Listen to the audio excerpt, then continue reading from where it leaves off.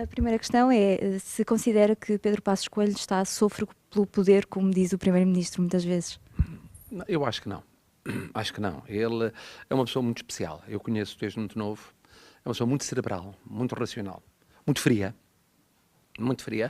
e, portanto, que pesa muito bem tudo. Os prós e os contras. Desde miúdo, o que me impressionava quando ele era líder da JST era uma maturidade anormal para aquela idade. Eu às vezes até achava que lhe faltava um bocadinho de emoção, de irracionalidade, que também é importante na política. E, portanto, acho que não. Acho que a maneira de ser dela, que ficou clara, aliás, ao viabilizar vários PECs e o Orçamento de Estado, é muito ponderada. Não é de dizer agora ou nunca, vamos para o poder, temos que ter o poder a todo o preço, até porque tem a noção exata de quem quer que exerça o poder nos próximos anos, vai ter uma vida dificílima, como nenhum outro Primeiro-Ministro teve em Portugal nas últimas décadas. O que pensa que o engenheiro José Sócrates está a fazer de tão errado e o que poderiam fazer outros no lugar dele mais acertado para o país? Não, eu acho que ele, vamos lá ver, ao longo dos seus múltiplos anos de governo, teve coisas certas. Os 2 primeiros anos foram francamente bons, como eu na altura tive a ocasião de dizer. Depois foi apanhado, digamos assim, de surpresa pela crise, não soube reagir à crise. Como muitos outros líderes europeus, ele negou a evidência. Isto é na América, não chega cá. E, portanto, em vez de reagir por antecipação, reagiu a reboque. E foi adiando as reações. A própria Espanha aprovava PECs mais duros, o que lhe permite aprovar menos PECs.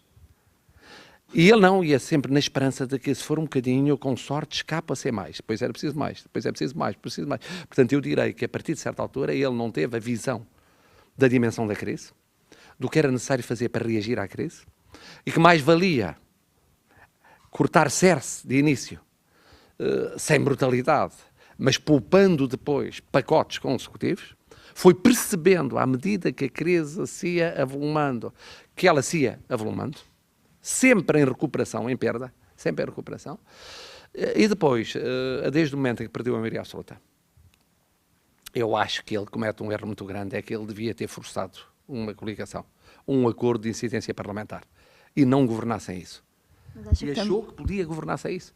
Achou, porque ele tem esse convencimento, ele é muito voluntarista. Também é uma questão de feitio, como disse há bocado. É uma questão de feitio, é a maneira de ser dele. A maneira de ser dele é o seguinte: não, eu vou ser capaz. Eu vou ser capaz, porque é que não hei de ser capaz? E, portanto, eu vou...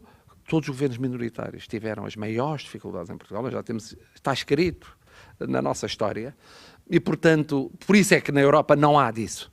Há sempre, pelo menos, um acordo, e mesmo assim um acordo parlamentar é muito complicado, duradouro.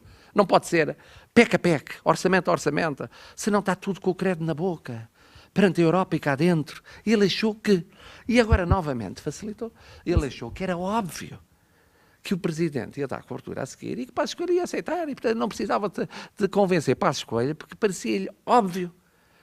Ora, isto não há coisas óbvias. A democracia é feita de, sobretudo quando está minoritária, de conquistar apoios maioritários sem posições óbvias à partida. Mas esse convencimento, como dizia, não poderá ajudar a dar confiança, a passar confiança? Mas é o que ele acha. O problema dele é que ele acha. De cada vez que dizia, não veio a crise, isto é bom para dar confiança, depois vinha pior. E as pessoas diziam, afinal, é que é um grande risco. A ideia de não contar a realidade tal como ela é, para não criar depressão, cria ilusões. E depois há a desilusão. O que é preferível? É deprimir um pouco à partida, mas pôr os pés no chão, é o que eu faria. Enfim, se estivesse na posição dele. Ou é criar ilusões com o risco de grandes desilusões. É o que ele prefere. Falou há bocado que era inevitável que seja com que governo for, o FMI está aí, portanto... Está disfarçadamente, mas está. Quer dizer, disfarçadamente, como quem diz, está obviamente a acompanhar tudo o que se faz no Fundo Europeu. Não há intervenções do Fundo Europeu como aquelas que são excepcionais, que se prevê para países aflitos, para o futuro, que é o país vai lá pedir para ser o próprio fundo a comprar dívida soberana para fazer baixar os juros no mercado, sem haver o Fundo Monetário Internacional, porventura, a dar dinheiro, mas certamente a controlar as condições. E, portanto, isto significa que está aí... Bom, eu disse sempre que eu não gostava que chegasse a esse ponto, mas chegou-se e não chegou só para Portugal. Esse fundo, a todos os países a que venha a ajudar, é com o acompanhamento do Fundo Monetário Internacional. Mas, portanto, a questão que, como José Sócrates coloca, que a queda do governo e a crise política trará o FMI, então não se coloca nesses termos? Não se coloca nesses termos. Quer dizer, eu percebo que seja uma dramatização para forçar a tal cobertura do cheque que foi passado sem cobertura. Nem estou a dizer que seja como muita gente diz, que é já a pensar em eleições e a querer culpabilizar para efeitos eleitorais. Não, eu acho que é para forma de pressão de quem quer corrigir a mão e não está a corrigir bem. Eu não seguiria este caminho de correção. Mas, obviamente, é um excesso. É um excesso para efeitos de argumentação política. Mas acha mesmo que o governo irá cair esta semana ou nos próximos dias? Não, eu acho o seguinte, até quarta-feira, eu acho que Sócrates pode seguir a solução dos irlandeses e que, por isso, simplesmente faz o acordo e depois faz eleições. Bom, e então fica o PEC, qualquer que seja a sua versão, estamos para ver qual é, viabilizado para qualquer governo e qualquer governo vai executar o PEC. Mas vamos admitir cenário do PEC ser chumbado na quarta-feira. Quinta-feira ele chega a Bruxelas e diz, olha, o PEC foi chumbado. Eu, porventura, dei-lhes a entender que tinha isto garantido em Portugal, olha, não tinha. Peço imensa desculpa, mas não tinha. Estava conhecido, tinha, mas olha, não tinha. Bom, aí eu acho que, se for esse o cenário, o Presidente não fará nada até ao fim do Conselho Europeu, mas depois, provavelmente, terá de chamar os partidos para perguntar como é que eles se posicionam. E só depois disso é que convocará ou não o Conselho de Estado, se tiver que dissolver, e depois dissolverá.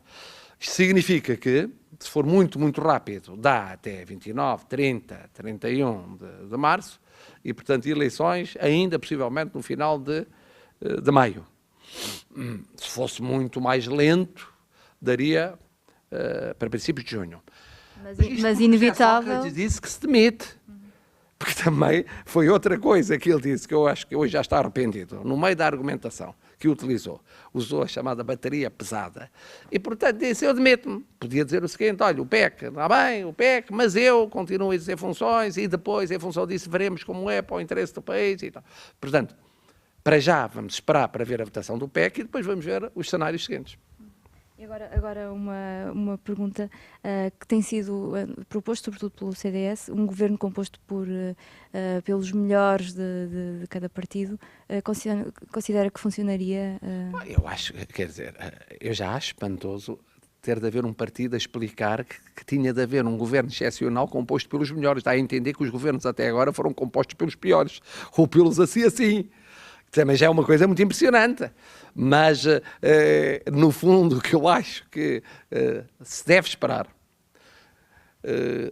se houver eleições, é que os portugueses deem um sinal, e podem dar um de 3 sinais. Um sinal, reforçar Sócrates, primeiro sinal. Segundo sinal, substituí-lo por centro-direita. Terceiro sinal, dividir os votos entre os dois maiores partidos, entendam-se os dois maiores partidos. Nenhum de vocês tem maioria. Agora, desta vez, não venham com governos minoritários, ganhe quem ganhar. Por amor de Deus, entendam-se.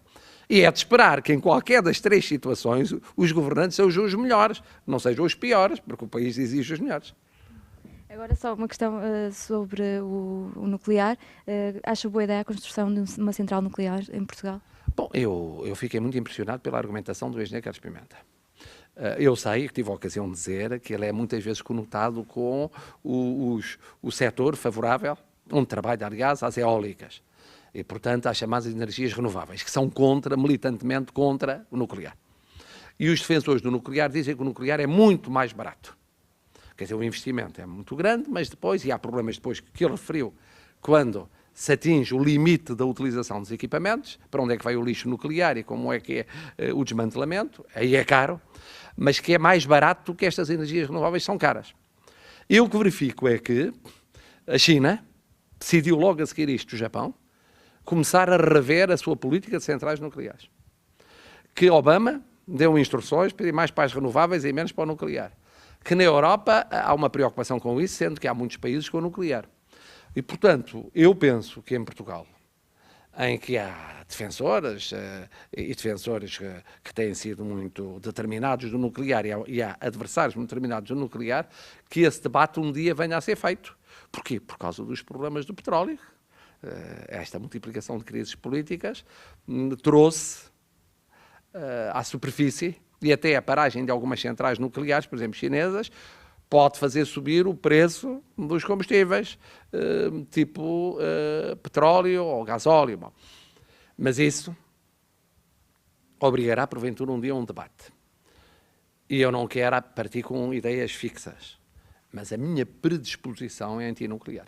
Quer dizer, foi sempre antinuclear, não quero agora fazer aquilo que é fácil perante um episódio destes, porque é fácil, que é de repente dizer, está visto, isto mata-se o nuclear, mas tenho uma predisposição crítica até o dia em que me convençam do contrário.